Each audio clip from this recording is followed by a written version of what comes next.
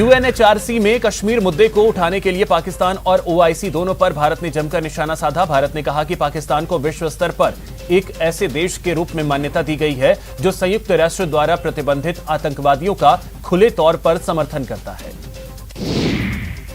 कश्मीर पर पाकिस्तान और ओआईसी की ओर से की गई टिप्पणियों का जवाब देते हुए पवन बाधे ने कहा कि उसे पाकिस्तान जैसे असफल देश से सबक की जरूरत नहीं है जो आतंकवाद का केंद्र है और मानवाधिकारों का सबसे खराब दुरुपयोग। केंद्र सरकार ने कोरोना संकट की वजह से काफी समय से परेशान चल रहे ऑटो सेक्टर को बड़ी राहत दी है। सरकार ने इलेक्ट्रिक वाहनों के उत्पादन, हाइड्रोजन फ्यूल व्हीकल उत्पादन को बढ़ावा देने के लिए प्रोडक्शन लिंक इंसेंटिव के तहत 25,938 करोड़ रुपए की मंजूरी दी। केंद्र सरकार ने टेलीकॉम सेक्टर के लिए राहत पैकेज को मंजूरी दे दी है। इसके अलावा टेलीकॉम सेक्टर में ऑटोमेटिक रूट से 100% एफडीआई को भी मंजूरी मिल गई है। इस सेक्टर में 9 बड़े रचनात्मक बदलाव करने का फैसला लिया गया। प्रधानमंत्री नरेंद्र मोदी ने आज संसद टीवी को लॉन्च किया। लोकसभा टीवी और राज्यसभा टीवी का विलय हो गया है और दोनों को मिलाकर संसद टीवी बनाया गया है। सूर्य प्रकाश समिति की सिफारिश के आधार पर संसद टीवी ने आकार लिया। कांग्रेस के पूर्व अध्यक्ष राहुल गांधी ने आरएसएस और बीजेपी पर निशाना साधा। उन्होंने कहा कि ये लोग हिंदू नहीं हैं, ये सिर्फ हिंदू धर्म का इस्तेमाल करते हैं। इसके साथ ही उन्होंने कहा कि आरएसएस और बीजेपी के लोग महिला शक्ति को दबा रहे हैं और भय का माहौल पैदा कर रहे हैं। यूपी में अब्बा जान के बाद अब चचा जान चर्चा में है। बीकेयू के प्रवक्ता राकेश टिकैत ने चचा जान शब्द का इस्तेमाल किया है। टिकैत ने असदुद्दीन ओवैसी को बीजेपी का चचा जान कहा है। एआईएमआईएम के प्रवक्ता सैयद असीम वकार ने टिकैत पर निशाना साधा। उन्होंने कहा कि 2017 और 2019 में राकेश टिकैत बीजेपी को जिता रहे थे और अब मुसलमानों के कंधों पर बैठकर आप अपनी राजनीतिक दूरी तय कर रहे हैं।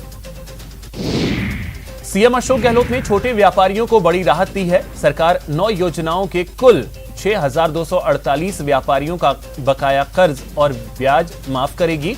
इसके तहत छोटे उद्यमियों, दस्तकारों, बुनकरों का 8 करोड़ से अधिक का बकाया कर्ज माफ होगा। अखिल भारतीय पीठासीन अधिकारी सम्मेलन में बिरला ने इस बात पर अफसोस जाहिर किया कि हाल के वर्षों में जनप्रतिनिधियों के अशोभनीय व्यवहार की घटनाएं बढ़ी हैं, जिससे इन संस्थाओं की छवि धूमिल हुई है। राजस्थान विधानसभा में जमकर हंगामा हुआ। सत्ता पक्ष के सदस्यों के व्यवहार पर स्पीकर जोशी ने नाराजगी जताई और सदन की कार्यवाही अनिश्चितकाल तक के लिए स्थगित कर दी। वहीं इससे पहले सदन में सुरक्षा के मुद्दे पर जोरदार हंगामा हुआ। हंगामे के चलते सदन की कार्यवाही भी बाधित हुई। बीजेपी विधायक मदन दिलावर ने सदन में कानून व्यवस्था का मुद्दा उठाया था। उनके बयान पर सत्ता पक्ष भड़क गया। जयपुर में किसानों की संसद आयोजित की गई। अंतर्राष्ट्रीय लोकतंत्र दिवस पर हुई इस किसान संसद में तीनों कृषि कानूनों को वापस लेने की मांग रखी गई, जिसमें बुजुर्ग, महिलाओं और सभी जातियों की भागीदारी रही। बीजेपी प्रदेश अध्यक्ष सतीश पूनिया आज सवाई माधोपुर के दौरे पर रहे। गंगापुर सिटी पहुंचने पर कार्यकर्ताओं ने उनका जोरदार स्वागत किया। इस मौके पर उन्होंने कार्यकर्ताओं से बीजेपी को और मजबूत करने का आह्वान किया। शिक्षा मंत्री गोविंद सिंह डोटासरा ने शाला संबलन ऐप को लॉन्च किया है। इस ऐप के जरिए स्कूलों के निरीक्षण के डेटा को तैयार किया जाएगा। जयपुर के गोनेर में तालाब में डूबने से 3 बच्चों की मौत हो गई। ग्रामीणों की मदद से पुलिस ने तीनों के शव तालाब से बाहर निकाले और पोस्टमार्टम के लिए भेजा। झालावाड़ के डग इलाके में चारागाह जमीन को लेकर 2 गांवों में बवाल हो गया। बवाल में दोनों ओर से जमकर पत्थरबाजी हुई, जिसमें 12 से ज्यादा लोग घायल हो गए। झुंझुनू के सूरजगढ़ इलाके में बेखौफ बदमाशों ने एक एटीएम को निशाना बनाया और गैस कटर से एटीएम को काटकर 13.5 लाख रुपए लेकर फरार हो गए। डूंगरपुर पुलिस ने ऑनलाइन ठगी करने वाली एक गैंग का खुलासा किया है और 3 शातिरों को गिरफ्तार किया, जो कॉल गर्ल सर्विस के नाम पर लोगों के साथ ऑनलाइन ठगी करते थे। झुंझुनू की सिंघाना पुलिस ने आदर्श क्रेडिट कोऑपरेटिव सोसाइटी लिमिटेड के डायरेक्टर सहित 2 लोगों को गिरफ्तार कर लिया है। दोनों पर 29 लाख से ज्यादा रुपए की ठगी का आरोप है। अवैध खनन के खिलाफ अलवर पुलिस ने जटियाना गांव में कार्रवाई की और पत्थरों से भरे 2 ट्रैक्टर ट्रॉलियों को जब्त कर लिया और 2 आरोपियों को गिरफ्तार किया। जयपुर की गोविंदगढ़ पुलिस ने पत्नी पर जानलेवा हमले के आरोपी को महज 24 घंटे में गिरफ्तार कर लिया। आरोपी पति ने पत्नी को जान से मारने की नीयत से चाकू से पेट, गले और सिर पर वार किया था।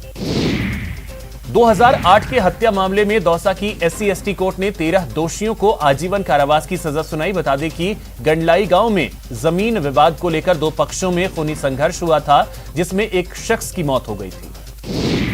बॉलीवुड अभिनेता सोनू सूद के घर आयकर विभाग ने आज सर्वे किया। आयकर विभाग की टीम सुबह सोनू सूद के आवास पर पहुंची। सूत्रों के मुताबिक IT विभाग ने सोनू सूद से जुड़े 6 जगहों का सर्वे किया। हालांकि कोई भी दस्तावेज जब्त नहीं किया गया। UAE में 19 सितंबर से फिर से शुरू होने जा रहे IPL में दर्शकों की वापसी हो गई है। IPL के आयोजकों ने घोषणा की है कि UAE में रविवार से बहाल होने वाले T20 टूर्नामेंट के दौरान सीमित दर्शकों को स्टेडियम में प्रवेश की अनुमति दी जाएगी।